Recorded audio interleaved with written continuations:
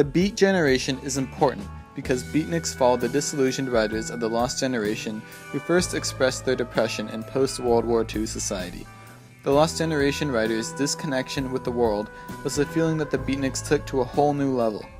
The beat movement led to the counterculture movement of the 1960s. Beatniks did not intend to create national change, while the hippies of the 1960s hoped to promote peace and free love. The Beat generation helps us further comprehend the effects of World War II, such as social depression. The movement also helps us understand the beginning of the counterculture movement, a movement that led to youth rebellion and anti-war sentiments. The Beat generation began in the 1950s, after the Lost Generation, as a response to World War II. Members of the Beat generation, called beatniks, wanted to express their depression and separate from mainstream society through their literature and jazz music. Beatniks opposed Americans' obsession with materialism and conformity. The beat movement was not nearly as widespread as the free love movement with hippies. The word beat referenced how people were beaten down and did not care about fitting into the normality of American culture. Beat also referred to the beat of jazz music and to beatitude, the idea that everyone is blessed. The San Francisco newspaper writer, Herb Caen, coined the word beatnik in reference to Russian satellite Sputnik. However, beat writers did not embrace the term.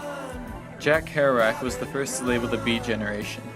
Kerouac's novel, On the Road, described a lifestyle that beatniks embraced, full of road trips, drugs, casual sex, and literature.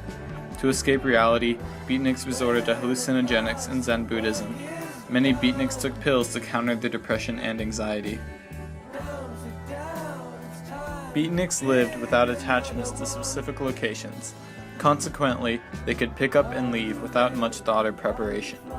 They wanted to explore America and meet new people.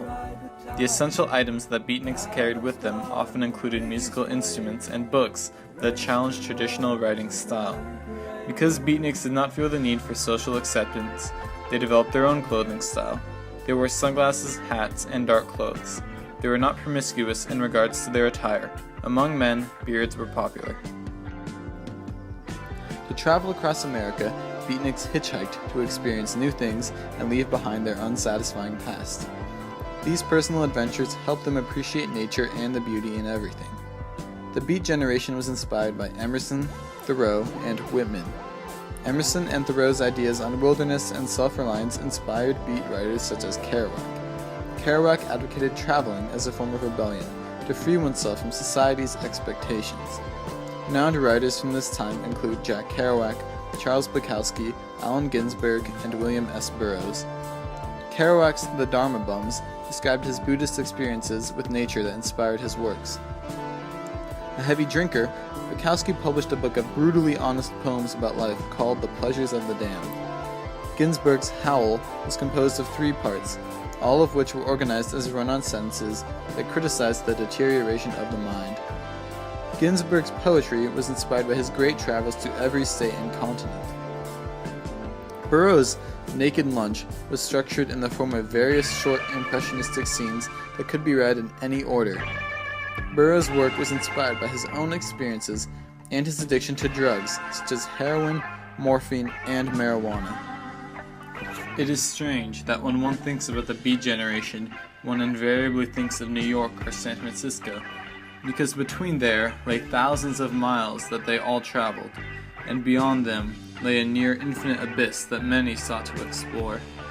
But these were mere catchments for the meeting of minds, where the young writers and artists of their day met and exchanged knowledge that led them on the road and was informed by their own personal adventures.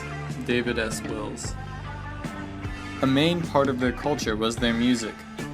Some famous artists and bands that were influenced by the Beat generation included Bob Dylan, the Beatles, Jim Morrison, and early Pink Floyd. Known as the Know-Nothing Bohemians, beatniks composed a lot of their music in order to express their feelings in a creative form other than writing.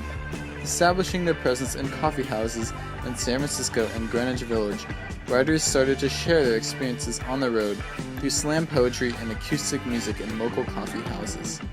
Slam poetry served as a way for beatniks to express their feelings. Pleasures of the Damned. The pleasures of the damned are limited to brief moments of happiness, like the eyes and the look of a dog, like a square of wax, like a fire taking the city hall, the country, the continent, like fire taking their hair of maidens and monsters, and hawks buzzing in peach trees, the sea running between their claws, time, drunk and damp, everything burning, everything wet, everything fine.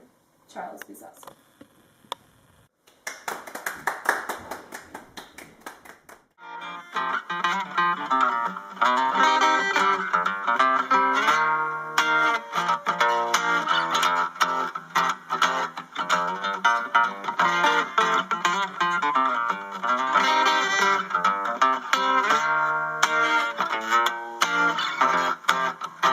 The Beat generation accepted alternate forms of sexuality.